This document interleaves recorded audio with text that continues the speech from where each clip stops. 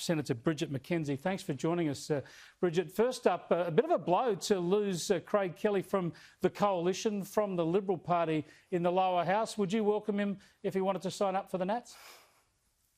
Yeah, great to be with you, Chris. Well, we're always looking for ways to grow the National Party, obviously, and Craig over the years has joined with our party to fight on a number of fronts: energy policy, obviously, competition law changes and support for small businesses. So there is a lot of synergies with Craig's view of the world and what we come to Canberra to fight for. So doors always open, but that at the end of the day is a matter for Craig.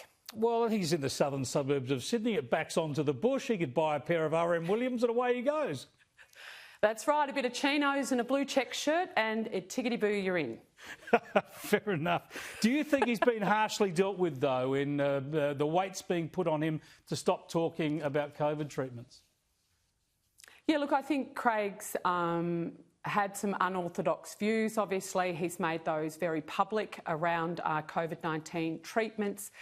I've been outspoken before on, Australians should get their medical advice from medical practitioners, not Facebook, and I, stand by those comments. I think Craig's had to make his own decision. He's made it very clear this afternoon that he's going to continue to support the government with supply, which is fantastic, and to deliver on all our 2019 election promises, and that any other matter that comes before the House of Representatives, he'll be using his conscience to vote on. And I think that's a very sensible way forward, given that Craig felt he could no longer be a member of the Liberal Party. Don't you think it looked like Craig Kelly was going to lose his pre-selection? And are you worried that the New South Wales Liberal moderates, the mob who gave us Prime Minister Malcolm Turnbull and Environment Minister Matt Keane in New South Wales, are putting their stamp on the federal coalition? Oh, look, Chris, what happens in the Liberal Party is absolutely a matter for the Liberal Party.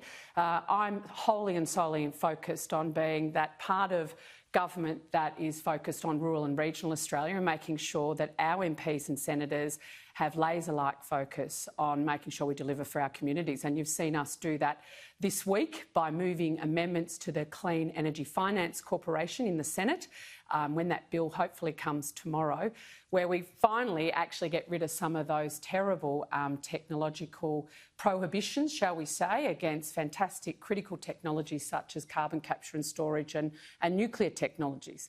So we've got some really constructive, progressive and practical solutions on how to get that reliable baseload power generation we need to go forward with, and also look at lowering emissions. We spoke to independent member for Indi, Helen Haynes, last night about her plan to get renewable investment into the regions, to give local communities some equity in renewables developments. What's the Nationals' view of that scheme? Well, we're not anti-renewables, Craig, at all. They have to be part of the mix. Well, I'm Chris. And they will be going forward. Craig is anti-renewables. I'm Chris. Yeah,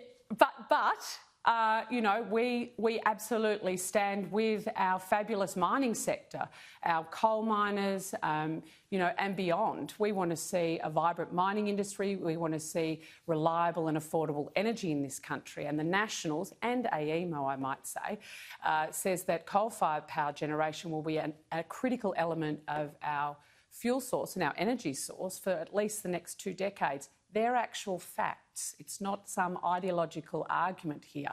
So if we're wanting to increase manufacturing jobs, etc., then we need to make sure that when the sun doesn't shine and the wind doesn't blow, that we still can access baseload power. And that means investing in coal-fired power generation, gas, and I hope in the future, nuclear. Careful, you'll go the way of Craig Kelly. There's worse things. Thanks for joining us, Senator. Appreciate it. Always.